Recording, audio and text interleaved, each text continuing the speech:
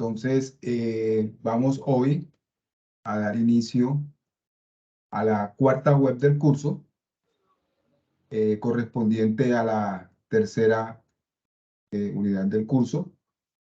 Esta web corresponde igualmente a la actividad que estamos desarrollando en estos momentos en el foro colaborativo, la tarea 3.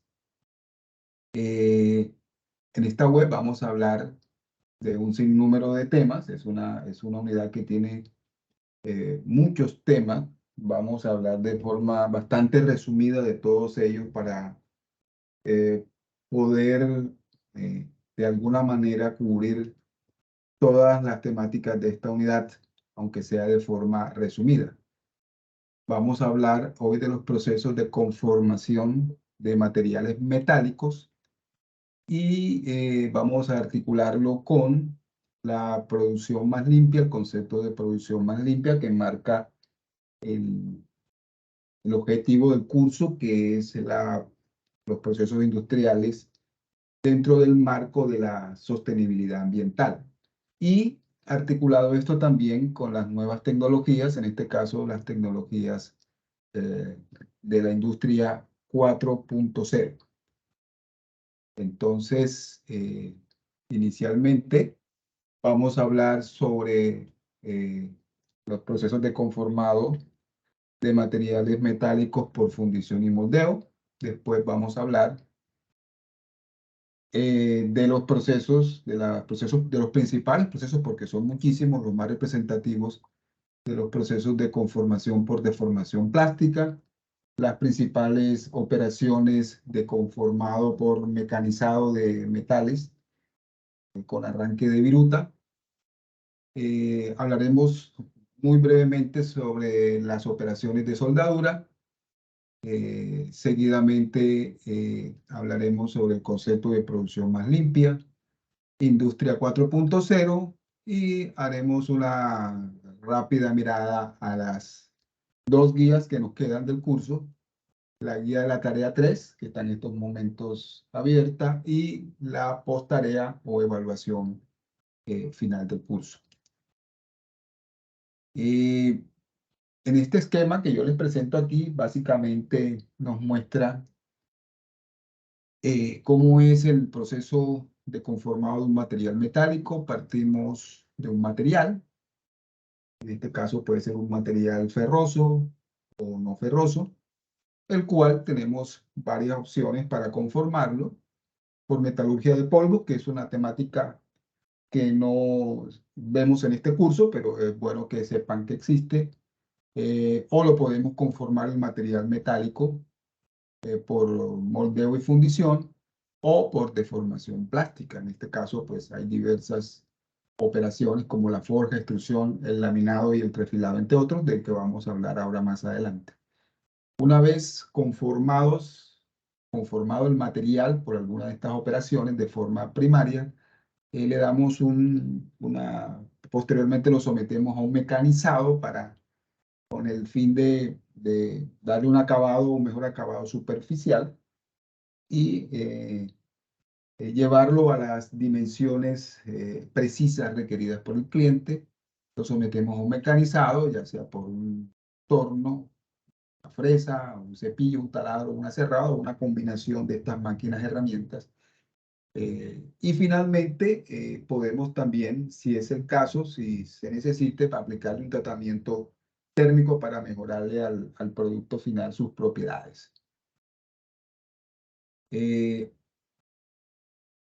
Inicialmente, entonces, vamos a hablar sobre el proceso de fundición y moldeo. En este caso vamos a hablar sobre el moldeo en arena. En este caso, el material inicial se calienta lo suficiente para transformarlo en un líquido o llevarlo a un estado altamente plástico semifluido. Luego este se vierte o se forza a fluir en una cavidad de un molde para dejar que se solidifique, tomando de esta manera una forma igual a la de la cavidad donde hemos vertido el material. Entonces, partimos de la construcción de un modelo, fabricamos el molde para que tenga la forma similar al modelo. En ese molde vertimos el material, esperamos que solidifique. Una vez se enfríe, quitamos el molde y una vez quitemos el molde lo sometemos a un posterior mecanizado para darle el acabado que requiera. Entonces, en este caso, partimos de un molde, de un modelo. El modelo es una forma usada para preparar y producir la cavidad en el molde. Debemos diseñarlo lo más simple que sea posible. El modelo puede estar en dos piezas, una para la parte de arriba de la caja y la otra para la parte de abajo de la caja. Generalmente utilizamos madera para hacer estos moldes. Me estoy refiriendo al proceso de fundición en arena. El molde lo hacemos en arena cuando es para producción de piezas muy grandes o pocas piezas. Utilizamos una madera casi seca con un 5 a 6% de humedad. Y cuando requeramos fabricar un alto número de piezas, ya utilizamos otro tipo de modelos. En este caso, pueden ser moldes de metal hechos de aluminio o modelos de yeso o de plástico. Entonces, partimos del molde. El molde debe tener, para fabricar el molde, debemos tener en cuenta aspectos como la capacidad del material para soportar temperaturas de colado, debe ser refractario el material, debe tener la capacidad del molde, el material del molde de transferir con exactitud las dimensiones y los detalles del molde, debe ser permeable, que es decir, que permita que el aire y los gases escapen, debe ser resistente para soportar las presiones del metal líquido una vez ingrese al molde, debe tener facilidad de colapso, es decir, permitir que se contraiga la fundición una vez cambie la temperatura del material líquido, y debe ser fácil de fluir, es decir, la arena debe compactarse a profundidad y fluir alrededor del modelo. Entonces, partiendo de ese molde que hemos explicado, pues tenemos la fundición en arena. Aquí vemos el ejemplo de un molde grande y la manera como se vierte el material dentro de ese molde. Volvemos a repetir que es la fundición en arena, que es el procedimiento de moldeo más utilizado, más comúnmente utilizado en la industria, sobre todo en Colombia. Colocamos un modelo en la forma de la pieza deseada, en arena para crear una impresión, le incorporamos un sistema de alimentación, llenamos la cavidad con metal fundido, luego dejamos que el material se enfríe hasta que se solidifique, rompemos el molde y retiramos la fundición. Se usa mayormente arena, puesto que es económica y resistente a altas temperaturas. Se usa arena sintética. Se le adiciona antes de su uso aditivos como arcilla, como aglutinante, arenas de circonio, olivino y silicato de hierro y cromita. Otros procedimientos o técnicas de moldeo y fundición no las voy a detallar aquí, solamente se las voy a mencionar: el fundición en moldeo en cáscara, en modelo consumible, fundición en molde de yeso, en molde cerámico, por revestimiento al vacío, a presión, en este caso a fundición centrífuga y fundición con moldes de CO2. ¿Qué difieren estos procedimientos? Básicamente el material del molde y las máquinas y herramientas que utilizamos en el procedimiento y las propiedades resultantes con las que sale el objeto o el producto una vez terminado la operación de moldeo y fundición. Les dejo a ustedes para que revisen en la bibliografía del curso cada una de estas técnicas de moldeo y fundición de metales. Vamos a hablar brevemente también de las operaciones de formado de materiales por deformación plástica. Este es un proceso de formación por el cual un material en estado sólido cambia su forma. Esto es posible por las solicitaciones mecánicas a las que se somete el material mediante la aplicación de unas cargas que van a producir esfuerzos mayores que el límite de fluencia que ven ustedes en la gráfica, pero que son menores al límite de rotura del material. Esto es dentro de una zona de deformación plástica. Quiere decir que por debajo de este límite el material puede ser conformado sin romperse, y una vez se aplican esfuerzos mayores a este límite, el material se rompe. Entonces debe hacerse en la región plástica tal y como se ve en la gráfica, ¿no? Este se llama límite de fluencia. O sea, son cargas inferiores al límite de rotura. Este comportamiento difiere entre los materiales. No todos los materiales tienen esta misma gráfica. Cada material, sea el hierro, el aluminio, etcétera, tienen un comportamiento o una curva de esfuerzo de formación particular. En este tema de la, del conformado por deformación plástica hay dos conceptos que vale la pena mirar. Uno de ellos es el trabajo en frío, el cual se refiere al trabajo a temperatura ambiente o menor. Este ocurre al aplicar un esfuerzo mayor que la resistencia de excedencia original del metal, produciendo a la vez una deformación. Y el otro es el trabajo en caliente, el cual se define como la deformación plástica del material metálico a una temperatura mayor que la de recristalización o formación de nuevos cristales. Para efectos del curso, vamos a clasificar los procesos de conformación por deformación plástica en dos categorías, o grandes categorías. La primera, las operaciones de formado o preformado, entre las cuales las principales están las operaciones de doblado, corte y embutido, y las operaciones de deformación volumétrica. Dentro de las principales están el laminado, el forjado y la extrusión. Vamos a hablar, en resumen, qué es cada operación. En cuanto a la forja o forjado, en esta operación, las dos partes de un dado comprimen la pieza de trabajo para que ésta adquiera la forma o cavidad del dado. En lo que respecta a la extrusión, se fuerza una palanquilla a fluir a través del orificio de un dado para que tome la forma de la sección transversal del orificio. En la operación de laminado, una placa o palanquilla inicial se comprime entre dos rodillos opuestos para reducir su espesor.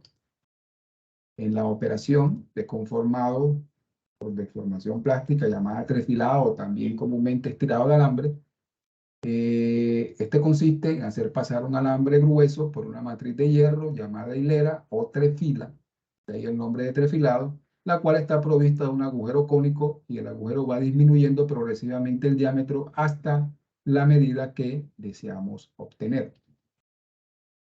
También tenemos el embutido, que es un proceso que consiste en darle una forma cóncava o hueca a una lámina metálica por deformación permanente de la misma, manteniendo el espesor constante, haciendo uso de una estampa macho-hembra que está compuesta por un conjunto de émbolo matriz, que normalmente es metálico y sirve para producir grandes lotes de producción. Eso, pues, en resumen, las principales operaciones, sino resumidamente, de conformación por deformación plástica. Vamos a hablar ahora de los procesos de mecanizado de materiales, donde hay arranque de material, hay desperdicio de material. Aquí se realiza un corte del material con unas máquinas herramientas. Hay un material sobrante que se llama viruta, que son unas partículas diminutas, y que nos permiten obtener una pieza de acuerdo con las medidas de un plano. Aquí en esta operación de mecanizado de materiales hay pérdida de material, lo que ocasiona que se generen costos. Por lo tanto, se debe partir de un material inicial para mecanizar que tenga una forma y unas dimensiones que sean muy similares a las definitivas, para de esta manera pues lograr minimizar este costo por pérdida de material al arrancar viruta. Lo que se quiere es que esa viruta arrancada sea la mínima posible, porque eso hace parte de los costos o pérdida del material inicial eh, que se adquiere como materia prima para este proceso de conformación. En esta operación de mecanizado tenemos o manejamos unos parámetros para parametrizar o, bueno, para operar las máquinas herramientas. En este caso debemos ajustar parámetros como los ángulos de corte, la velocidad de corte, el tiempo del mecanizado, el avance, la profundidad del corte de la herramienta, las fuerzas del corte y la potencia de corte de la máquina herramienta. Aquí hay que tener en cuenta los movimientos fundamentales de la máquina herramienta. Tenemos el movimiento de corte, que es un desplazamiento que experimenta la herramienta respecto a un punto de la periferia de la pieza en la dirección en que se produce el corte. El movimiento de avance de la máquina herramienta, que es el desplazamiento relativo que realiza la pieza respecto a la herramienta para desplazar el movimiento de corte paralelamente a sí mismo. Y un tercer movimiento, que es el de penetración, que define la profundidad del corte y que se realiza al comienzo de cada pasada que se realice en el mecanizado. Este no es un movimiento continuo, a diferencia del movimiento de corte y de avance, sino que se realiza de forma escalonada y sin que la pieza esté en contacto con la herramienta. Aquí en las máquinas herramientas hay un concepto que hay que tener en cuenta, que son el concepto de la vida útil de la herramienta de corte. Una herramienta puede perder la capacidad de corte, por lo tanto hay que tener en cuenta efectos sobre esa vida útil de la herramienta, como son la temperatura, ¿sí? A medida que la temperatura de corte se eleva o aumenta, se va perdiendo la dureza y por tanto la capacidad de corte. También la rotura influye en la vida útil de la herramienta de corte. Cuando las fuerzas de corte superan un umbral, un valor, empiezan a desprenderse partículas de la herramienta de corte. Y eso hace pues que se desgaste rápidamente. Y también pues el desgaste progresivo normal que se le produce a la herramienta por su uso, a la herramienta de corte. Eh, las herramientas de corte se clasifican ya sea por su número de filos, de un solo filo, como el caso del buril, de doble filo en hélice para el caso de la broca, de filos múltiples para el caso de las fresas y las ceguetas, y de filos indefinidos como el esmeril. Y por su aplicación se clasifican de un filo para procesos de torno, de varios filos para procesos de fresado y taladrado, y abrasivos o herramientas abrasivas para los procesos de rectificación. La herramienta más conocida de mecanizado es el torno, que se utiliza pues en prácticamente toda la industria metalmecánica, sobre todo en Colombia, sobre todo aquí en nuestro país. En los talleres todavía utilizamos esta máquina, que no es una máquina propiamente novedosa o tecnológicamente de última generación, es una herramienta que su diseño y características vienen de los años 40, 50, pero aún así se sigue utilizando. Es el torno convencional, que es una máquina herramienta que permite fabricar piezas de revolución que giran, eh, es decir, piezas cuya sección transversal tiene forma circular. En el torno podemos realizar diversas operaciones, como el cilindrado, que se realiza con la composición de movimientos de corte y avance, de tal modo que cuando el movimiento de corte que posee la pieza es de forma circular continua, mientras que el de avance que posee la herramienta es de forma rectilínea en la dirección del eje de giro de la pieza, con lo que se obtiene o se genera un cilindro. También hay otra operación que podemos hacer con el torno, que es el refrentado por contra. Aquí el movimiento de avance se realiza en un plano perpendicular al eje de giro de la pieza, generando una superficie plana perpendicular al cilindro.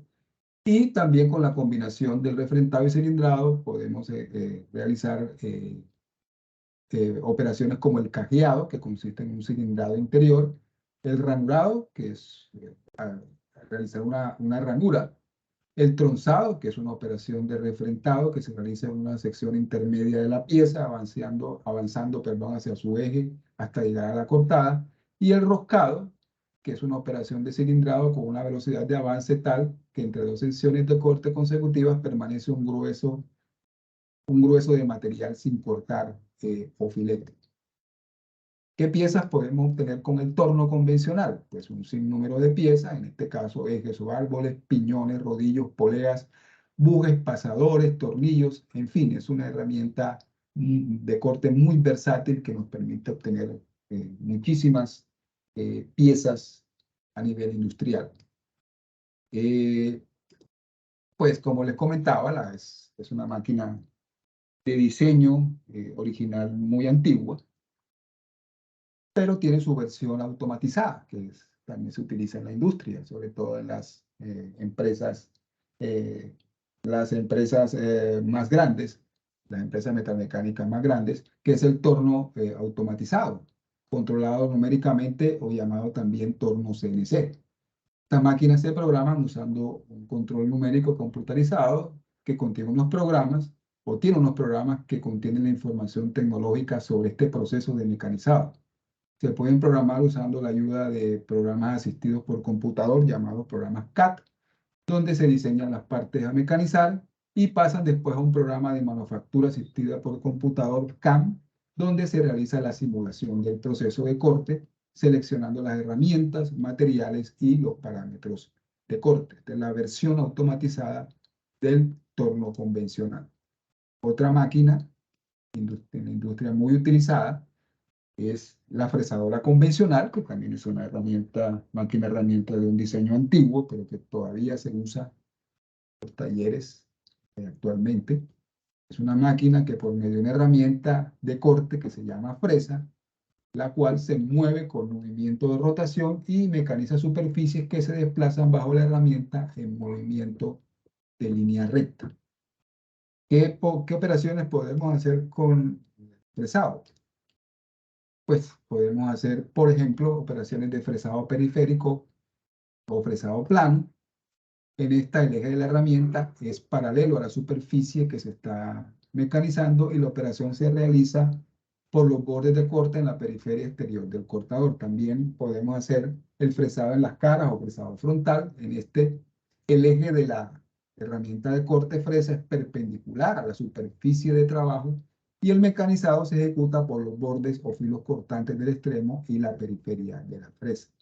Las máquinas fresadoras se pueden clasificar de acuerdo a su diseño y a su funcionalidad en fresadoras de rodillo y columna, fresadoras tipo bancada, fresadora trazadora y la versión automatizada de la fresa CNC, que para el caso del torno funciona de forma automática y los parámetros de corte se programan en un computador y se le suministran todas estas variables a la fresadora para que lo haga de forma automatizada. ¿Qué piezas podemos obtener con la fresadora? Guías, piñones, chaveteros, ranuras, hexágonos. También es una máquina muy versátil que permite obtener, al igual que el torno, una innumerable cantidad de piezas en la industria. Otra máquina herramienta muy utilizada en la industria es la taladradora, que es una máquina que nos permite perforar piezas metálicas y no metálicas por medio de una herramienta herramienta de corte que se denomina la broca. ¿Qué operaciones podemos hacer con el taladrado? Podemos hacer un barrenado, que son perforaciones pasantes con terminados de una gran calidad. y utiliza una herramienta sin punta que se llama barrena. Podemos hacer con la taladradora la operación de avellanado, que nos permite realizar agujeros previamente taladrados o provenientes de la fundición, y operaciones de escariado, que utilizan una herramienta que se llama escariador, que es una herramienta de filos múltiples y rectos y de irregular longitud para evitar el rayado del agujero. También hay diversos tipos de taladro. Los más comúnmente utilizados son los taladros de prensa y el taladro radial. Otra máquina utilizada, menos que las dos anteriores, pero también se utiliza en la industria, es la cepilladora, que es una máquina cuya herramienta permanece fija, arrancando viruta la pieza que se mueve debajo de ella con movimiento rectilíneo. En esta, el movimiento principal lo tiene la herramienta, la cual va sujeta a una torre del brazo o ariete del cepillo. El movimiento de avance lo proporciona la mesa de trabajo por medio de un dispositivo que se llama trinquete, el cual durante la carrera de trabajo de la herramienta no se mueve, pero al retroceso sí lo hace. Aquí el movimiento, en esta máquina de herramienta, el movimiento de penetración en el cepillo se logra por medio del ajuste de la mesa de trabajo. Y las herramientas que se usan en los cepillos son semejantes a las que se utilizan en los tornos. Otra herramienta también que se utiliza en la industria es la aserradora. Aserradora de metal. Este es un proceso, el aserrado, en el que se corta una hendidura de trabajo angosta dentro de la parte de trabajo por medio de una herramienta que tiene una serie de dientes muy juntos. Hay diversos tipos de aserrado. En este caso, aserrado con cegueta, con sierra circular o con sierra blanca. Entonces, estos son los 4 operaciones de mecanizado más comúnmente utilizadas en la industria. Vamos a hablar muy brevemente también de otra operación, que es la operación de soldadura o unión de metales aplicando calor, temperatura. Este es un proceso que nos sirve para unir metales por la acción del calor, con o sin aporte de material metálico nuevo, dando continuidad o juntando estos elementos que vamos a unir. Dos elementos los volvemos uno solo, uniéndolos, aportando calor. Aquí en esta operación es necesario suministrar calor hasta que el material de aporte se funda y una ambas superficies, o bien lo haga el propio metal de las piezas. Para que el metal de aporte pueda realizar correctamente la soldadura es necesario que moje a los materiales que va a unir. El metal de aporte, en este caso, y las consecuencias que se derivan del suministro de calor pueden aquí afectar las propiedades de la pieza que vamos a soldar. Por lo tanto, deben evitarse porosidades y grietas añadiendo elementos de aleación al metal de aporte, y aquí es importante sujetar firmemente las piezas que se quieren soldar, para evitar que hayan o se produzcan deformaciones. También puede suceder que la zona afectada por el calor quede dura y quede quebradiza. Para evitar este efecto no deseado, se realizan precalentamientos o tratamientos térmicos posteriores. Aquí el calor de la soldadura también puede causar distorsiones que pueden reducir el mínimo. Se pueden reducir al mínimo este efecto no deseado, eligiendo el modo adecuado de los elementos como sujetamos la soldadura y haciendo un estudio previo de los procesos o la secuencia de la soldadura que vamos a realizar. Los tipos de soldadura se clasifican en 2 grandes categorías: soldadura heterogénea o de aleación y soldadura homogénea. Dentro de la soldadura heterogénea tenemos 2 soldaduras, que son la soldadura blanda y la soldadura fuerte, y solo las vamos a mencionar, no las vamos a hablar de cada una. Se los dejo a ustedes como ejercicio para que lo revisen en la bibliografía del curso. Entonces hablamos de la soldadura de aleación, heterogénea o de aleación, con la soldadura blanda y la soldadura fuerte, que pertenecen a esta categoría. Y tenemos la soldadura homogénea o autógena, la cual se subdivide en 3 categorías: soldadura por presión, soldadura homogénea por presión, en frío y en caliente, soldadura por fusión, que puede ser con gases al soplete, con arco eléctrico o aluminotérmica. Y la soldadura por presión y fusión, que puede ser aluminotérmica, por resistencia o con gases al soplete. Vamos a hablar ahora de un concepto muy importante en el curso. Les dije en un principio, el curso y todo su contenido está orientado a la producción bajo un marco de sostenibilidad ambiental. Entonces aquí pues remarcamos el concepto de producción más limpia. Según el programa de las Naciones Unidas para el Medio Ambiente, se entiende este concepto de producción más limpia como la aplicación continua de una estrategia integrada de prevención ambiental en los procesos, los productos y servicios, con el propósito de reducir riesgos para los seres humanos y para el medio ambiente, incrementando con esto la competitividad de la empresa y garantizando la viabilidad económica de la misma. La producción más limpia nos permite ahorro de materias primas, agua y energía, eliminación, reducción y sustitución de materiales o de materias peligrosas, y la reducción de cantidad y peligrosidad de los residuos y las emisiones contaminantes. Este concepto de producción más limpia es un enfoque de gestión ambiental que busca minimizar el impacto ambiental de las actividades en la industria, al mismo tiempo que maximiza la eficiencia y la rentabilidad. Se enfoca en reducir la cantidad de residuos, como ya les mencioné, y las emisiones tóxicas que se generan en los procesos productivos mediante la implementación de tecnologías y prácticas que sean más eficientes y sostenibles. Se basa en la idea de que la prevención de la contaminación es más efectiva y económica que el control de la contaminación después que se produce. O sea, tiene un enfoque preventivo. Significa que debemos tomar medidas para evitar la generación de residuos y emisiones tóxicas. En primer lugar, en vez de tratar de limpiarlos después que se han producido. Entre estas prácticas de producción más limpia, tenemos el uso de tecnologías más eficientes en el uso de la energía y los materiales, la implementación de sistemas de gestión ambiental, la reducción del uso de productos químicos tóxicos, la optimización del uso de agua y energía, la reutilización y el reciclaje de materiales, entre otras actividades.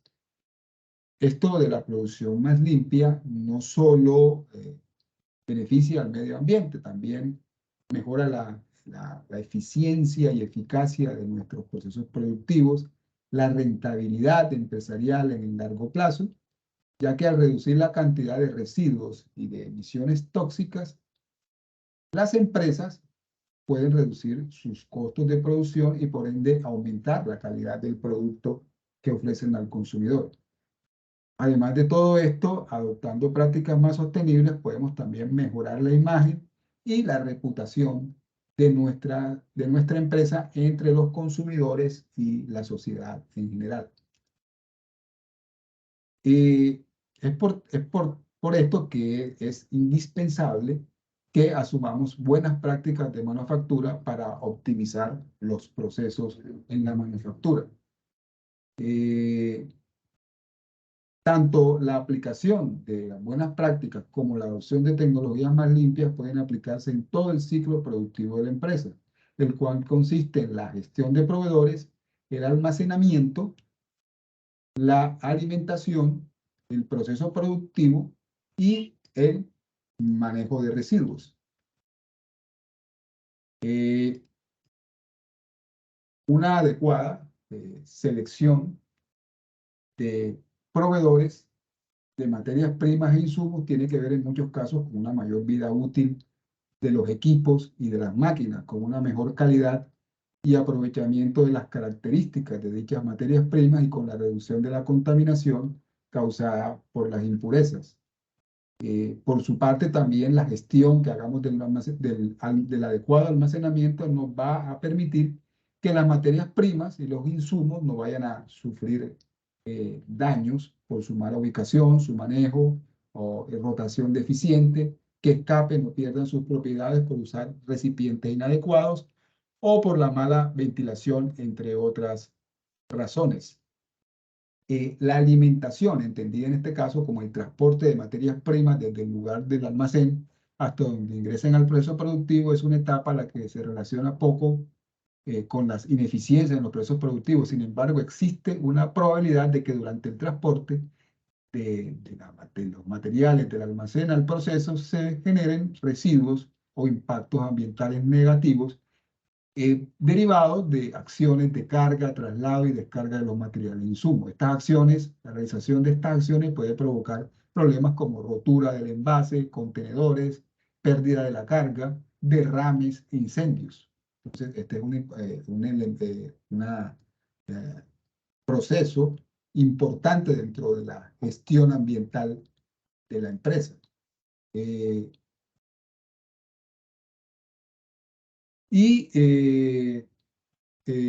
Los residuos, finalmente los residuos que se generan durante todo el ciclo del proceso productivo, causan, como ya hemos dicho, problemas ambientales, pérdida de material y de energía, y generan inversiones, o más bien dan lugar a inversiones para controlar la contaminación que acompañan los esfuerzos significativos en hora de trabajo, mano de obra e inversiones de capital. De aquí que la gestión de los residuos puede generar un valor agregado a todo el proceso, toda vez que su eliminación, reducción, reciclaje y recuperación, además de generar una mejor calidad ambiental, a menudo va a producir beneficios económicos para la empresa. Es por eso que debemos manejar tres cosas, como ya lo habíamos hablado inicialmente: hacer un uso racional y eficiente de la energía, del agua y de las materias primas y el manejo de los residuos durante el proceso productivo. El uso eficiente de energía puede ser una oportunidad importante de ahorro de recursos, además de su relevancia para la disminución de la contaminación. Por su parte, el uso eficaz o eficiente del agua es también un recurso escaso. El agua es un recurso escaso, sobre todo el agua potable, por el cual compiten muchos usuarios. Por esta razón, el uso racional de este recurso escaso y el control de su contaminación forman una parte muy importante de los procesos de mejora continua en las empresas. Uno de los mayores problemas que están presentes en el uso del agua industrial es la falta de medición de su uso en los procesos. La costumbre de realizar mediciones del uso del agua es importante, porque de este modo podemos identificar en casos de aumento del consumo dónde estamos desperdiciando este recurso. Además, esta medición es útil para estimar la eficiencia con que se usa este recurso. O sea que esto tiene, como ya lo habíamos mencionado, dos efectos: reducción de contaminación y también un efecto en la reducción de los costos de producción, que tanto nos desvelan a los gerentes de producción y a los dueños de las compañías. Y el uso eficiente de materias primas y manejo de residuos. Los residuos sólidos que producen los sectores productivos son el resultado de un mal aprovechamiento o un aprovechamiento incompleto de la materia prima o del material de empaque y embalaje. El dinero que se invierte en esta materia prima no aprovechada, el manejo de los residuos generados y su disposición van a representar un alto costo para las empresas, que en ocasiones son muy altos. Algunos residuos que representan pérdidas económicas para las empresas y contaminación ambiental son los productos que no cumplen con las especificaciones requeridas por los clientes o que pierden sus propiedades a través del tiempo, la materia prima mermada o derramada, los subproductos de procesos de transformación que son resultado de materias primas que no se aprovechan, y los insumos que pierden su función después de ser usados, como los aceites o las resinas gastadas. El manejo de estos residuos implica ciertos riesgos para las empresas, particularmente si dentro de estos se encuentran algunos de carácter peligroso. De acuerdo con este nivel de riesgo, es importante destacar la relevancia de las técnicas preventivas para la generación de residuos, así como maximizar su potencial para ser aprovechados como subproducto. Es por eso que existen estrategias para este aprovechamiento de las materias y manejo de residuos. En este caso, la regla de las 3R: la reducción, el reuso y el reciclaje. La reducción consiste en reducir la producción de residuos sólidos por medio de la implementación de medidas que mejoren la eficiencia del aprovechamiento de las materias primas en los procesos de transformación. Por su parte, el reuso, con esta estrategia se busca usar nuevamente un material o un residuo en aquellos productos y o procesos para los que fue diseñado inicialmente. El reuso puede ser de dos tipos, uno del producto, por ejemplo, en el caso de los envases de agua, refrescos y cervezas, de todos o algunos de los componentes del producto, por ejemplo, en el caso de las partes electrónicas, o de los materiales del producto, en cuyo caso se pueden volver a utilizar los materiales desechados en procesos diferentes al original, siempre y cuando esto no implique un cambio de las características físico-químicas de estos materiales. Y el reciclaje, que es una alternativa de aprovechamiento de los residuos que busca usar los materiales recuperados en actividades o procesos diferentes al original, usualmente pasado por un proceso de preparación. ¿Ya? Entonces, estos son tres estrategias que son muy importantes.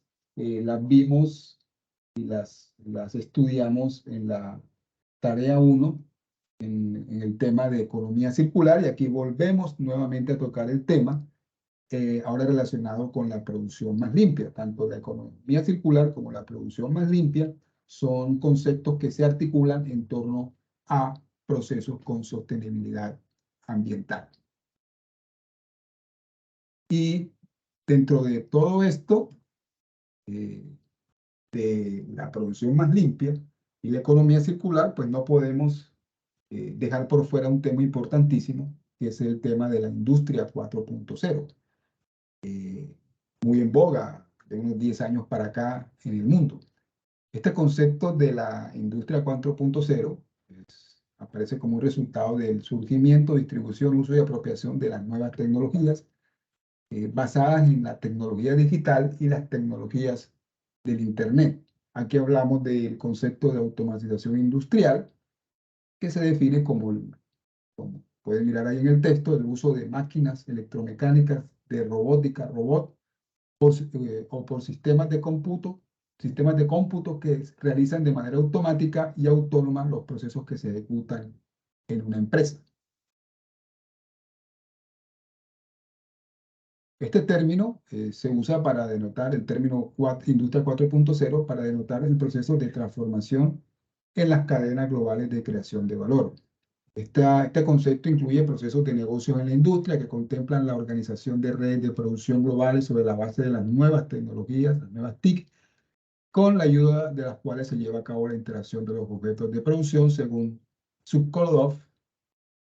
Y para este mismo autor, la industria 4.0 es un método que ha sido revolucionario para organizar la producción industrial que se basa en una amplia digitalización y automatización de los procesos de producción y de distribución en la industria que borra los límites entre los objetos físicos, convirtiéndolos en un sistema complejo e integral de elementos interconectados o interdependientes. Para Bartolomé, el centro de este concepto de la industria 4.0 lo constituye la fábrica inteligente, que es una característica clave. En una fábrica inteligente, las personas, las máquinas y los recursos se comunican entre sí de forma natural como lo hacen en una red social. Para llegar a este concepto de industria 4.0, pues el número 4 implica que hubo tres conceptos previos de lo que era la industria, ¿no? Inicialmente nos vamos a la primera revolución industrial, la cual surgió a mediados del siglo XVIII y tuvo su origen en Inglaterra. Este país que se convirtió durante mucho tiempo en el primer productor de bienes industriales del mundo. Esta revolución generó consecuencias tanto económicas como sociales, culturales e incluso ambientales. Fue una revolución total, o sea, que implicó grandes cambios en el mundo. Aquí apareció la máquina de vapor, cuyo combustible era el carbón mineral. Fue la base sobre la que se asentó todo el desarrollo. Aparecieron los ferrocarriles. Esto permitió también la sustitución de viejas herramientas artesanales por máquinas más productivas y se sustituyó la energía animal por las máquinas. aparecieron en esta primera revolución industrial los grandes centros industriales de producción en masa. Y aquí hubo un desarrollo de industrias como la siderúrgica y la industria minera. Luego tuvimos la segunda revolución industrial entre los años 1850 y 1870 y se extendió hasta el inicio de la Primera Guerra Mundial en el año 1914. En esta época comienzan a aparecer nuevas formas de energía como el petróleo que reemplaza el carbón y la electricidad y aparece la máquina de Watt y aparece el ferrocarril o el ferrocarril irrumpe como el medio de transporte símbolo de esta época. Luego aparece la tercera revolución industrial que comienza a mediados del siglo pasado, del siglo XX. Esta revolución está estrechamente relacionada con un concepto que se llamó sociedad de la información. Y esto se debe a que esta tercera revolución industrial se asienta sobre la información y la comunicación, especialmente la aparición del Internet en los años 60. Y llegamos al concepto del que estamos hablando hoy, que es el concepto en boga de la cuarta revolución industrial. Este concepto se mencionó por primera vez en el año de 2011, no hace mucho, y actualmente es la revolución que estamos viviendo. Esta cuarta revolución tiene un elemento clave, que es la innovación para una mayor adaptabilidad a la necesidad de la producción y una mejora en la eficiencia de los recursos. Se le llama Revolución Industrial 4.0 y nos indica que es producto de la combinación de las tecnologías operativas y las tecnologías de la información.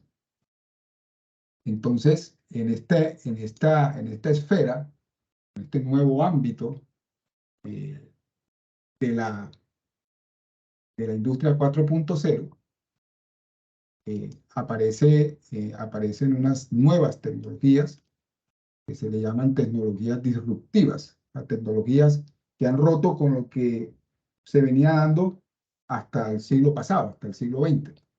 En este caso hablamos de unas tecnologías que todavía, que no son tan recientes, son todavía muy disruptivas, son tecnologías novedosas, como es el caso de la inteligencia artificial, que es la tecnología que está muy de moda. O sea, el concepto ahora mismo es tal vez lo que escuchamos hablar todos los días, que es la tecnología que automatiza el aprendizaje en máquinas y permite realizar tareas repetitivas a través del almacenamiento de datos. Y como pueden darse cuenta, tiene muchos ámbitos de aplicación, tanto así que ha puesto a correr a los gigantes tecnológicos como Microsoft y Google, los ha puesto a competir por cuál de los dos tiene mejor desarrollada este concepto o esta tecnología de inteligencia artificial. Es básicamente la tendencia a nivel mundial en estos momentos, de la cual vamos a hablar ahora dentro de un momento, en relación con la industria 4.0. Otra tecnología disruptiva es la realidad aumentada, la cual es una tecnología por medio de la combinación de la realidad con lo digital y permite la interacción en el mundo real con elementos virtuales. El blockchain, que es una tecnología para la seguridad, que permite el registro de datos de manera que no se pueda alterar en un sistema descentralizado. El Big Data y la analítica de datos, que también está muy en boga, que representa o hace relación a un conjunto de datos almacenados en grandes cantidades para ser almacenados posteriormente. El aprendizaje de máquina, Machine Learning, que es una tecnología que crea sistemas que aprenden, las máquinas aprenden entre ellas mismas, se comunican entre ellas mismas y aprenden de su funcionamiento y van corrigiendo y se van mejorando a medida que van trabajando e interactuando con otras máquinas. El concepto de robótica, que es un concepto pues, que se deduce naturalmente de todo esto de la tecnología 4.0, es una tecnología que crea artefactos que son capaces de desarrollar tareas físicas.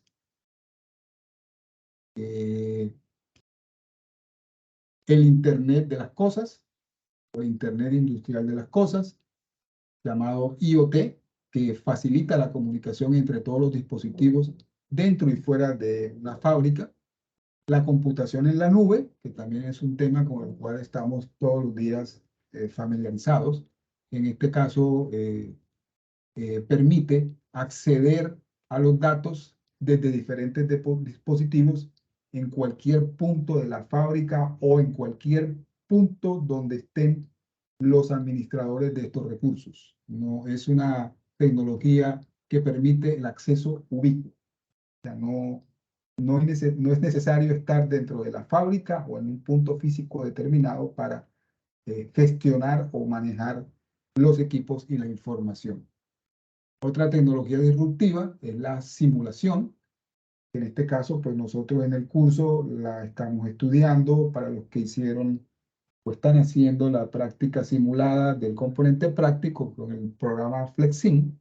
Esta es una herramienta de simulación que permite el diseño y el análisis de las operaciones en una planta sin necesidad de estar, digamos, operando físicamente con la máquina. Se puede hacer un modelamiento en un software y analizar cómo funcionan las operaciones con esta herramienta y hacer simulaciones de todo tipo para hacernos una idea de cómo es la productividad de la planta y hacerla más productiva. Simular procesos procesos que proyecten la planta a ser más productiva. También tenemos el concepto de manufactura aditiva, que consiste en un conjunto de tecnologías que permiten producir pequeños lotes de productos con un alto grado de personalización al agregar en lugar de eliminar material de un bloque sólido. ¿Qué otras tecnologías disruptivas tenemos? La integración horizontal y vertical, que se refiere a la creación de una red de valor global a través de la integración y la optimización del flujo de información. Esta es otra tecnología importante, disruptiva de la cuarta revolución industrial. Aquí vemos nosotros todos los elementos tecnológicos, estos nuevos conceptos que estamos manejando y que nos toca aprender y familiarizarnos en la industria de aquí en adelante. La realidad aumentada, que ya la mencionábamos, la huella digital, el gemelo digital, la big data, la nube, el monitoreo de condiciones, los sistemas ciberfísicos, la cooperación robot-humano, el ERP, la radiofrecuencia de identificación y la fábrica inteligente, entre otros. En la tarea, en el documento de investigación que estamos haciendo, nos toca revisar estos conceptos y definirlos.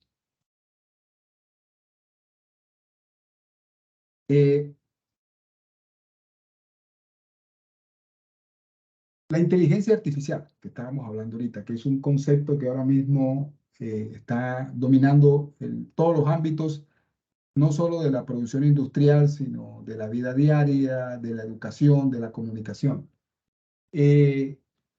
¿Cómo se está aplicando esta inteligencia artificial en relación con la industria en estos momentos? Aquí les voy a colocar algunos ejemplos. Esta inteligencia artificial se está convirtiendo en un elemento clave de la industria 4.0, y lo que le permite al sector empresarial mejorar la eficiencia, la productividad y la calidad y transformar la forma en que opera. Por medio de la inteligencia artificial podemos hacer, por ejemplo, mantenimiento predictivo, usando algoritmos de inteligencia artificial para monitorear el estado de los equipos en tiempo real y predecir cuándo estos necesitan mantenimiento. También podemos hacer control de calidad por medio de la inteligencia artificial. Se está utilizando para detectar defectos en los productos en tiempo real y permitir una corrección más rápida y eficiente de los problemas y las mejoras de calidad. Para la optimización de los procesos, están utilizando las empresas la inteligencia artificial para analizar grandes cantidades de datos y optimizar los procesos de producción. ¿Para qué más se está utilizando la inteligencia artificial en la industria en este momento? En la robótica, para desarrollar robots más inteligentes y autónomos que les permita una mayor automatización de los procesos, para hacer análisis predictivo,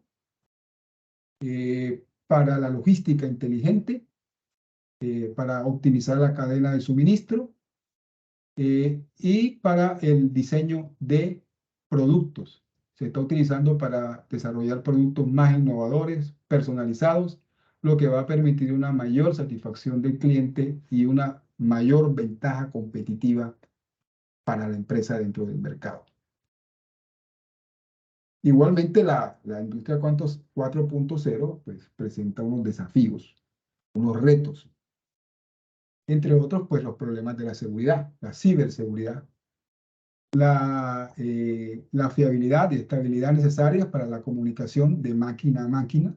Se necesitan sistemas de comunicación de velocidades de Internet muy buenas y robustas que garanticen que no van a haber fallas de conectividad.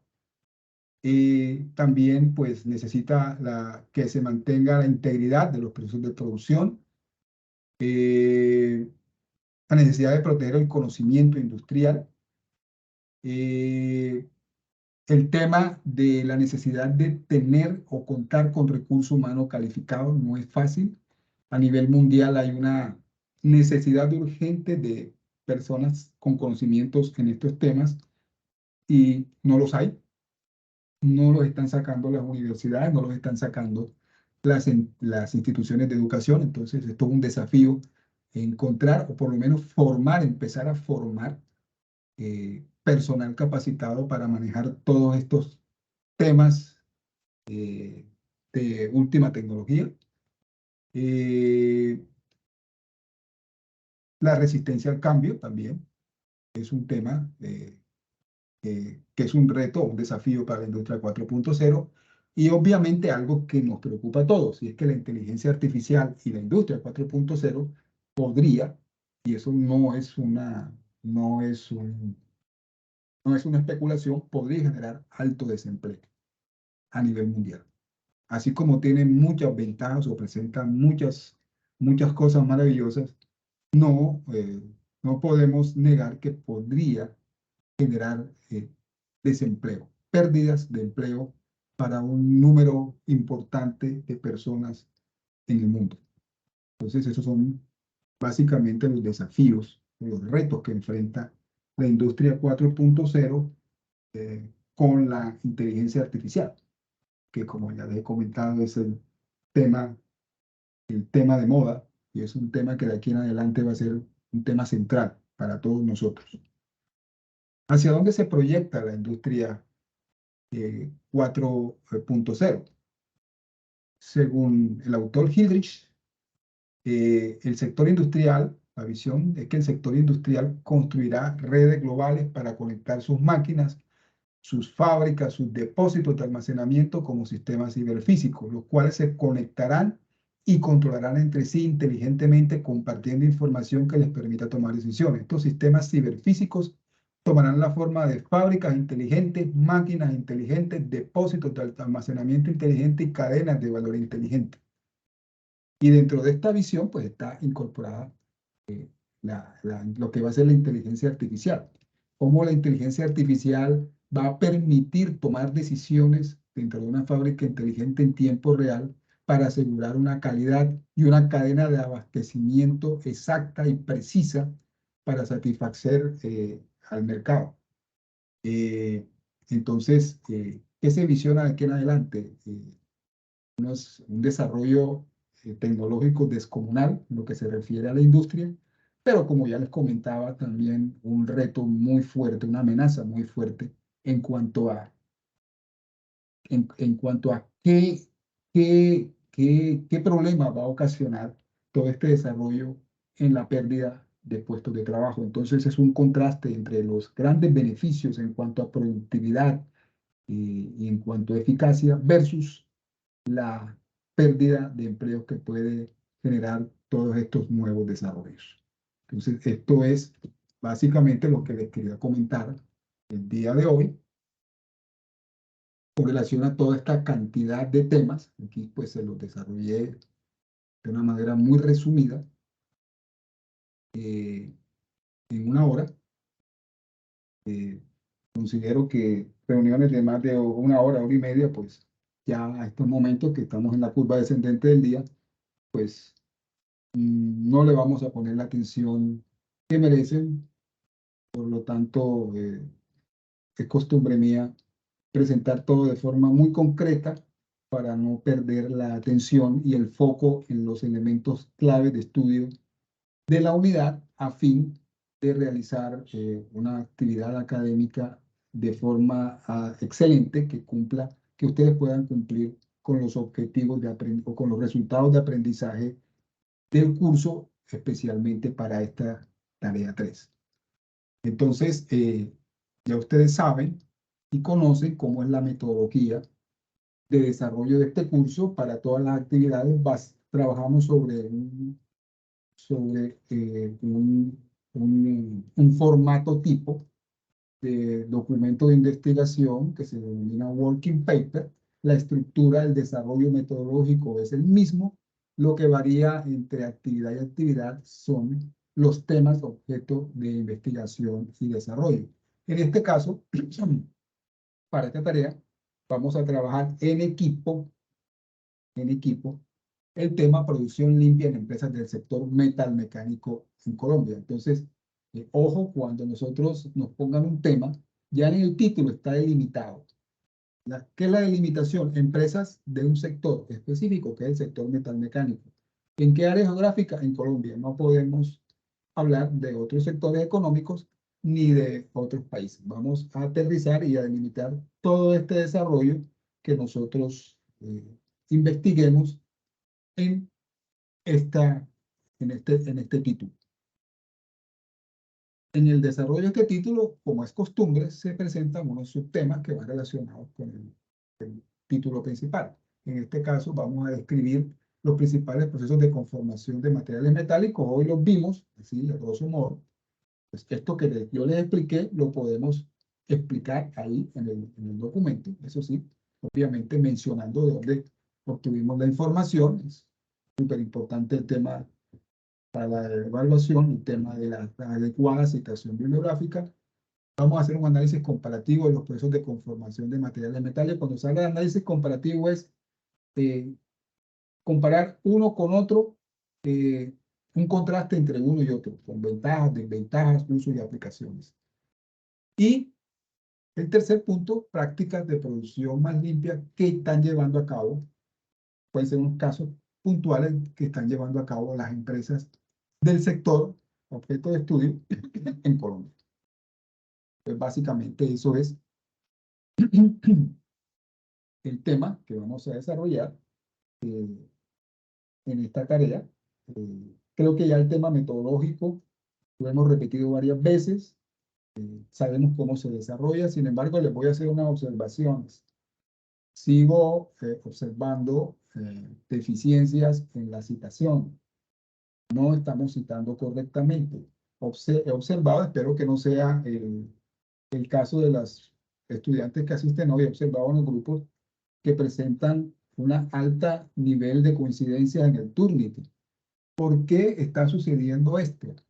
Porque no estamos citando correctamente, no estamos parafraseando. Entonces nos sale un documento que a la lectura se observa muy bonito, pero cuando vamos a mirar el índice de coincidencia en el Turnitin nos sale con 55%. Eso quiere decir, palabras más, palabras menos, que la mitad del documento lo copiamos y pegamos textualmente, y ese no es el objetivo ni de la actividad ni del curso. Entonces, mucho cuidado con eso. Les voy a volver a colocar el video que les coloqué en la tarea 2 sobre cómo se debe citar correctamente y cómo se debe parafrasear. Eso es clave. Y adelantándonos un poquito, todavía estamos, en este momento estamos en las dos últimas actividades de la evaluación intermedia, la tarea 3 y el componente práctico. Algunos estudiantes lo han hecho en grupo de forma presencial. Hay otro grupo de estudiantes que están haciendo la práctica simulada con el programa Flexible. Les recuerdo que las dos actividades, tanto la entrega del trabajo colaborativo como la entrega del informe de componente práctico, sea presencial o virtual, la fecha límite es el 14 de mayo. Tengamos muy en cuenta eso. Una vez terminemos con estas dos actividades, entramos en la evaluación final del curso o post tarea, teniendo en cuenta pues la estrategia de aprendizaje del curso, que esta actividad se llama post tarea. ¿Qué vamos a hacer en la post tarea? Pues vamos a seguir con la dinámica metodológica de los working papers, pero en este caso vamos a hacer una investigación que también guarda relación con esta presentación. En este caso es un estado del arte, y ya ese término lo tenemos bien apropiado. El estado del arte sobre la aplicación de las tecnologías 4.0, que hemos hablado ampliamente de eso, en los sistemas de planificación y control de la producción de las empresas manufactureras en Colombia. Entonces, estos dos temas, tanto el de la tarea 3 como la posttarea, guardan mucha relación con la web de hoy y con los temas de estudio de esta última unidad del curso. Entonces, este estado del arte, que es el título general, tiene subtemas que vamos a ir desarrollando. El primero, pues vamos a describir la automatización aplicada a un proceso, en este caso, cuáles son los instrumentos o elementos finales de control. Entonces, tiene mucho que ver con la celda de manufactura, concepto de automatización y celda de manufactura que nosotros estamos estudiando o estamos trabajando en el componente práctico del curso. El segundo subtema, la descripción de las nuevas tecnologías. Hoy mencionamos varias. Machine Learning, computación en la nube, simulación, fábrica inteligente, etc. Y el tercer tema, la transformación digital en las empresas manufactureras en Colombia, que guarda mucha relación con el título. Pues básicamente, con ese trabajo que también es colaborativo, todos los trabajos son en equipo, cerramos el curso. Entonces, espero que logremos unos excelentes resultados en esta presentación y elaboración de estos últimos productos académicos del curso, con la anotación y la recomendación que les hago. Mucho ojo con la manera como nosotros citamos y redactamos el documento. ¿Sí? Una cosa es hacer un estado del arte, los cuadros están muy bien hechos, la mayoría de los cuadros maravillosos, ¿sí? Pero eso debe estar en concordancia tanto con la citación en el cuerpo del documento como con la bibliografía utilizada. Yo no puedo colocar 10 referencias bibliográficas y solamente hice 2 citaciones en el texto. Eso no tiene como que mucha concordancia. Entonces debe haber una concordancia, una correlación entre el estado del arte que coloqué, las citaciones y la bibliografía. Todo debe tener una cierta correspondencia. Y una redacción, una buena redacción. Nosotros una de las tantas cosas que estamos aprendiendo en este curso es a redactar adecuadamente un documento académico. En este caso, pues un documento donde utilizamos mucha terminología o mucha jerga técnica derivada pues de los temas que nosotros estamos aprendiendo y manejando en este curso. Pues voy a dejar de compartir y una vez deje de compartir, vamos a empezar con la ronda de preguntas si hay preguntas. Dejo de presentar y empezamos con las preguntas. Jorge.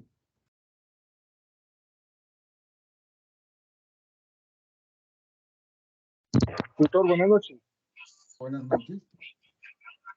Tutor, qué pena, volviendo a los temas de las citaciones y lo que usted acaba de decir, de que eran 10 referencias, 10 bibliografías que colocábamos en el cuadro del arte y 3 referencias nomás en, en la discusión.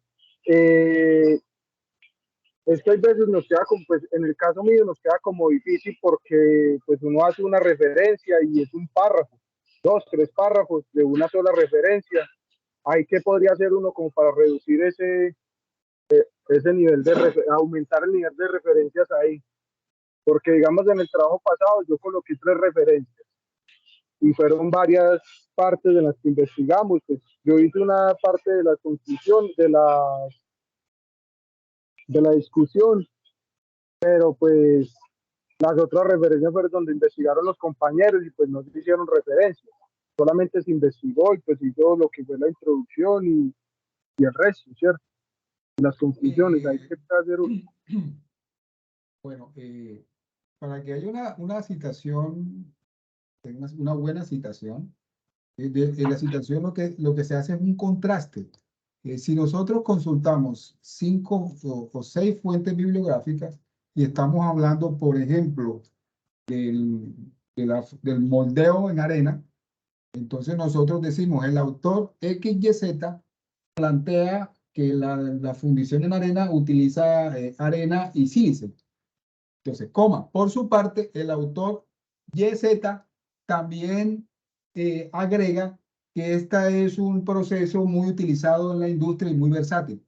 Fíjense que estamos contrastando lo que cada fuente habla sobre el tema y vamos armando. En un párrafo podemos ubicar 3 y hasta 4 autores con sus citaciones bibliográficas. Sé que no es fácil. Ah, ya, yo pensé que solamente era un párrafo y prácticamente No, una no, no, citación no, por no, cada párrafo. no, no, no, no, no es que no hay una norma para citar. No quiere decir que yo en un párrafo nada más cite una vez o cite 6. Lo que quiero es que nosotros en la citación estemos evidenciando que consultamos diversas fuentes y estamos relacionando lo que leímos e investigamos dentro de la redacción del párrafo con respecto a un tema tratado. Eso es como un contraste, como una comparación. ¿Qué encontré en una fuente y qué encontré en la otra? Y voy armando mi párrafo por medio de la citación. Ok, sé que no es fácil. Nosotros, no en todos los cursos nos piden hacer esto. Muchos, creo que la gran mayoría, se han enfrentado por primera vez a esto. No es fácil, pero bueno, lo importante es que salgamos aprendiendo un poco realmente de cómo se trabajan estos documentos y cómo se hace una adecuada citación. Esta es una manera de enseñarles una nueva forma de estudiar. Esta es una nueva manera, una nueva forma, o una forma distinta, no es nueva, una forma distinta de abordar el estudio de un curso o una materia. Entonces, Ah, tengamos muy en cuenta que citar no hay una regla específica. Yo no estoy diciendo, no, por párrafo una citación, no. Ustedes son libres de citar como quieran. Eso sí, hay un parámetro y son 10 citaciones en el desarrollo de las 7 páginas. Lo único que no recomiendo citar, porque no creo que amerite citar, es en las conclusiones, porque las conclusiones ya es de nuestra autoría. Nosotros en las conclusiones mostramos qué aprendimos de toda esa investigación. Entonces, ya en las conclusiones la citación sí no cabe. En el resto del documento pueden utilizar las citaciones que ustedes consideren. Lo que no lleva citaciones es, bueno, el resumen puede también llevar una citación, si es caso, no hay ningún problema. Pero las conclusiones no, porque las conclusiones deben ser aporte de los integrantes y muestran lo que aprendieron de los temas que investigaron. Ok, Jorge. Bueno, entonces bajemos la mano al ir evacuando para Jorge ya, listo, gracias. Jorge ya intervino. Lisette.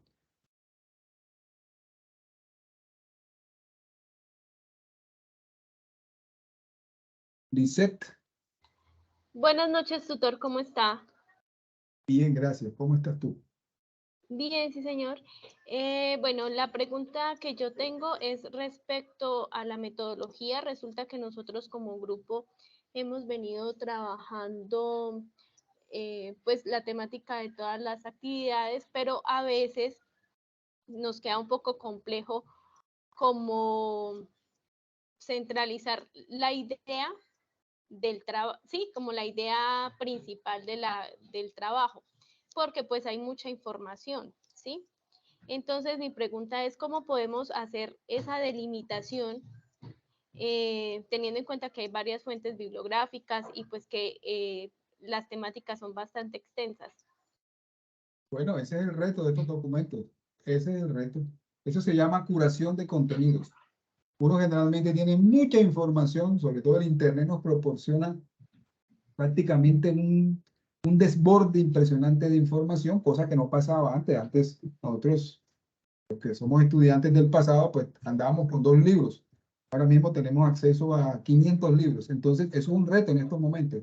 Tenemos que ser unos curadores de la información, es decir, lograr decir en poco espacio, hablar sobre todos los temas de manera concreta y concisa.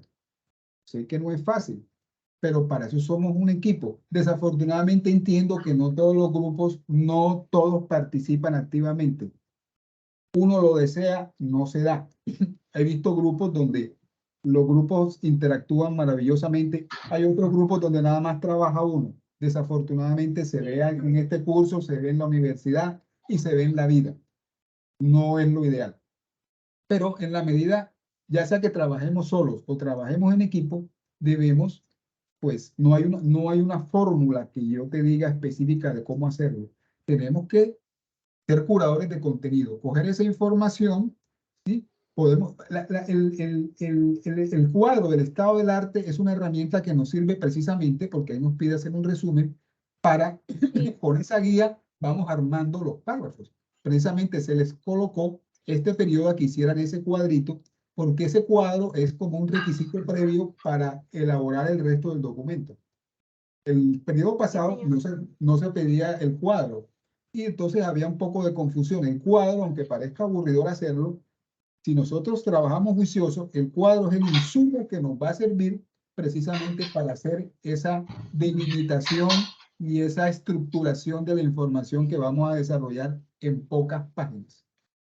Sí, yo sé que son temas tan largos que podríamos hacer un documento de 80 páginas. Hay que hacer todo en 7 páginas. Ese es el reto. Por eso no es fácil. Porque si yo les dijera, no, sin límite de longitud, no. Eso me pasaría unos libros, porque los temas son muy extensos. Y la idea del aprendizaje es que nosotros sepamos extractar. Eso es como cuando uno va a un buffet. Uno de ese buffet inmenso nada más se lleva un platico con lo mejor.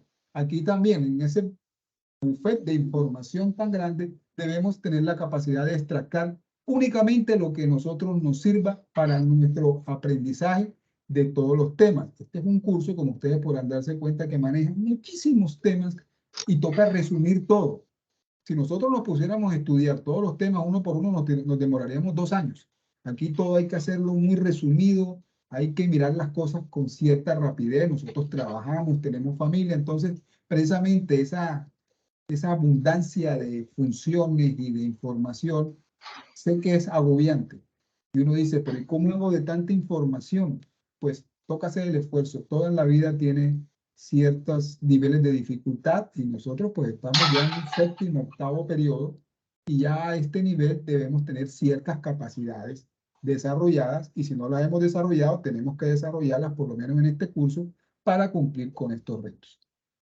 Ok, Lisette, entonces... Tutor, otra consultica, adelantándome a la tarea 3. Resulta que yo solicité el laboratorio para presentar el laboratorio de manera virtual. Y pues realmente hasta el día de hoy me di cuenta que ya me lo habían programado, pero la fecha estaba para el 17, o sea, hace 3 días. Te voy a aclarar, o les voy a aclarar. Lo que sucede es que cuando los que se inscribieron o yo les hice el trámite de inscripción a virtual, el sistema les pone una citación como si ustedes fueran a asistir personalmente. Entonces les pone 17 de 2 de la tarde a 8 de la noche. Eso no, Sí. Eso realmente no ocurre así. Realmente eso fue una web que se programó ese día, una web donde se explicó cómo se hacía el componente práctico entre 6:30 y 8, una web muy parecida a esta. Esa es realmente la web. El componente práctico, ustedes miran la grabación que yo les mandé a su correo electrónico a las personas que lo van a hacer y con esa grabación ahí se dan las indicaciones cómo se hace o cómo se desarrolla el componente práctico. Ustedes tienen hasta el 14 para hacerlo y subirlo en el entorno de evaluación. No es que ese día había que hacerlo. No se confundan con eso. ¿Ya? Bueno. Entonces ya lo que me toca es revisar la grabación y claro, presentar el Claro, mira la grabación y lo que, pues, si tienes alguna duda, pues hay unos foros abiertos en el entorno de aprendizaje, en la tarea, se llama tarea 4, que es el componente práctico, hay unos foros donde cada profesor les abre un foro por si tienen alguna duda adicional a lo que ustedes están mirando en la web, que es como un tutorial de cómo se hace eso.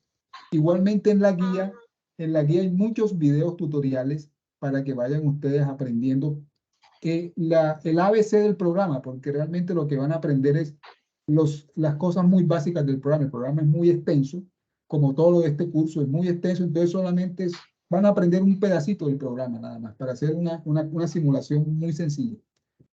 ¿Ok? Ah, bueno. Bueno, sí, señor. Muchas gracias. Bueno, Mirladies. Mirladies. Hola, buenas noches. Buenas noches. Tutor, qué pena, saliéndome un poco del tema de esta web, quisiera preguntarle, yo hice el componente práctico de manera presencial allá en Cartagena. Si recuerdo bien, creo que fue usted el que estaba allá. Sí. Y nosotros enviamos el documento a finales del mes pasado, que fue cuando se requirió, pero pues quería saber si de pronto, si lo recibió, si nos puede dar una respuesta, está recibido, cuándo salen esas calificaciones. Esa es mi Bueno, inquietud. todo eso ya está calificado. Lo que sucede es que eso se califica en una aplicación aparte y esa aplicación, los datos se migran ahora pues una semana antes de terminar el periodo. O sea, tiene un proceso que ustedes desconocen. Entonces, para muchos de ustedes es como si no les calificaran nada. Realmente todo está calificado. Más bien lo que puedes hacer es que me puedes escribir al correo, me escribes al correo institucional pidiéndome la calificación y yo te doy la calificación con mucho gusto, mientras te aparece en la aplicación. ¿Ok? Ah, bueno, listo. Muchas gracias. Bueno, ¿quién más tiene alguna observación sobre este tema, estos temas, sobre la tarea 3, sobre el componente práctico o la postarea?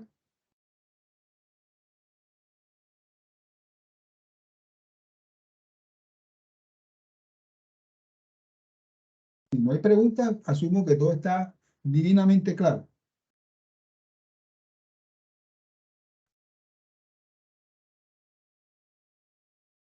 Y Sí, espero también que por favor, este es un curso donde vamos mejorando sobre la base de lo que ya vamos haciendo. Cada trabajo colaborativo debe ser mejor que el anterior, porque vamos a aprender si cometimos un error en la tarea 1, en la tarea 2 no volvemos a cometer el error, y en la tarea 3 debe haber un comportamiento o un rendimiento ascendente en los resultados. Porque básicamente los errores que nos indican en la tarea 1, ya sabemos que no debemos cometernos en la tarea 2. Entonces yo espero que el rendimiento sea hacia arriba. No vaya a haber una desmejora, que de pronto le fue bien en la tarea 1 y en la tarea 2 sacaron una calificación inferior. Entonces, como básicamente vamos trabajando sobre un mejoramiento continuo, la idea es que todos al finalizar o cuando hagamos la evaluación final o la post tarea, todos tengamos el mejor de los resultados de todas las actividades del curso. Ese es el propósito y eso es lo que yo aspiro. Y aspiramos el resto de profesores del curso. ¿Ok? Bueno, no siendo más, hoy vi la asistencia bastante regular, no sé. Me imagino que pues las ocupaciones, sé que tenemos otros cursos, tenemos otras cosas por hacer. Igual, esto se graba. Mañana haré lo posible porque todos tengan acceso a la grabación de esta web. Bueno, hoy me acompaña como siempre el profesor Augusto. No sé si el profesor tenga algún comentario final antes de cerrar la web. Bueno, sí, ingeniero Alberto, un saludo para todos los apreciados estudiantes. La verdad, dentro de las recomendaciones que usted formuló, me parece excelente esa correspondiente a las referencias bibliográficas. Quisiera complementar con otro de los apartes que tienen que trabajar los estudiantes cuando elaboran el informe del working paper, y me gustaría recabar sobre ese tema que se los mencioné en alguna pasada eh, web conference, y es la parte de discusión y conclusiones. La parte de discusión debe ser una parte sólida, una parte que integre lo que cada quien ha investigado y hagan referencia a ellas buscando relaciones, buscando contrastes. No es una transcripción que encontró uno de los estudiantes y le pareció interesante y llenó un par de páginas, sino esa es la parte que convoca el esfuerzo y la inteligencia de los integrantes del grupo de estudio que están participando en la elaboración de ese working paper. De modo que es un aparte, es una sección que al menos debe tener una página de extensión, porque allí se convocan las diferentes experiencias de investigación secundaria que han enfrentado los estudiantes. Y la parte de conclusiones, que me llama mucho la atención que algunos grupos escasamente llenan una tercera parte de una página cuando han llenado 7 páginas anteriores de textos, de citas, de cifras, de cuadros, y simplemente escriben 5 líneas, cuando ese es el promedio.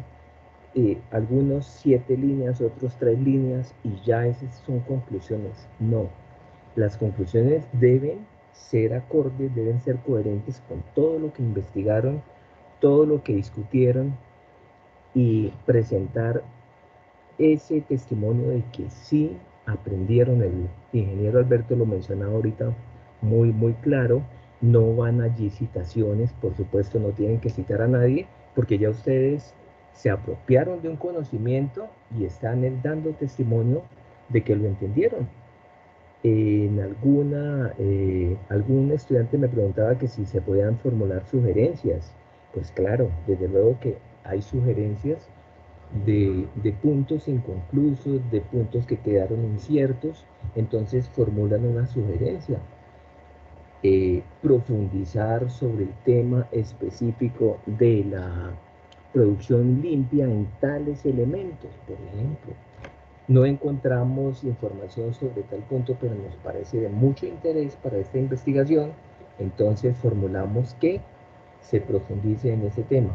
O sea, esos 2 puntos a mí me parecen muy centrales: discusión y conclusiones, para efecto de hacer un buen trabajo de working paper. Y aprovecho también para decirles que esta tarea tiene un ingrediente apasionante, y es esa parte de la producción limpia, donde se hace un recuento de lo que es el tránsito de la industria a lo largo de este par de siglos. Cuando nació en Inglaterra esa primera revolución industrial, donde se pasó de la sustitución de la fuerza de las bestias y del hombre por una fuerza, una energía maquinada. El ingeniero Alberto nos hacía un recuento muy interesante a lo largo de la segunda, tercera, cuarta revolución industrial, que eso es en espiral, porque cada vez puede resolver preguntas similares, pero en un nivel mucho mayor, mucho más alto. Entonces, ahí se ve cómo los ciclos se van cumpliendo, pero con unos niveles superiores de conocimiento y de aprendizaje por parte de la humanidad. Y esos retos que apuntan hacia no el futuro, sino el presente. Lo de la inteligencia artificial, que ya lo vemos y tenemos acceso a través de un chat, formulando preguntas que se nos ocurran, y el sistema responde con una coherencia altísima. generalmente son 3, 4 párrafos que los compone en cuestión de milisegundos y le da a uno respuestas que muchas veces lo pueden dejar un poquito desconcertado de los niveles que ha llegado la investigación del hombre a través de esos sistemas de inteligencia artificial y todas las tendencias tecnológicas que ya se hacía recuento sobre ellas, de modo que eso es muy atractivo y muy apasionante, y quien le llamó la atención al momento de ingresar a ingeniería industrial encuentra allí un panorama interesantísimo, atractivo, apasionante, que debe revertirlo y proyectarlo en ese working paper. Entonces la invitación es para que aprovechemos este curso, que dentro de los cursos que tiene el programa de Ingeniería Industrial de la UNAD, es el que más se acerca a contarle a los estudiantes, a hacerles un recuento de todo cómo ha sido el tránsito de la industria a partir del siglo XVIII hasta nuestros días y proyectado hacia el futuro. De modo que aprovechemos esos temas, profundicemos, leamos, no simplemente nos quedemos en responder 3 párrafos, 3 propuestas para elaborar el working paper, sino que a partir de allí podemos profundizar lentamente a lo largo del desarrollo del curso y del programa de ingeniería industrial, y se van apropiando de mayores conocimientos que los va a fortalecer como profesionales de esta apasionante disciplina de la ingeniería industrial. Eso quería agregarles. Muchas gracias. Gracias, profesor, gracias, ingeniero. Bueno, entonces dejemos por pronto la web. La próxima cita es CIPAS, que vamos a hacer, como ya se suena en el curso, sobre lo que ustedes vayan trabajando en la tarea 3. Entonces, estén atentos a una próxima citación al CIPAS de la tarea 3. Entonces, no siendo más, me despido de ustedes y nos vemos en el próximo CIPAS. Que tengan un resto de noche feliz. Listo, muchas gracias, ingeniero Alberto. Una feliz noche para todos. Igual que muchas gracias por la explicación. Igual feliz noche.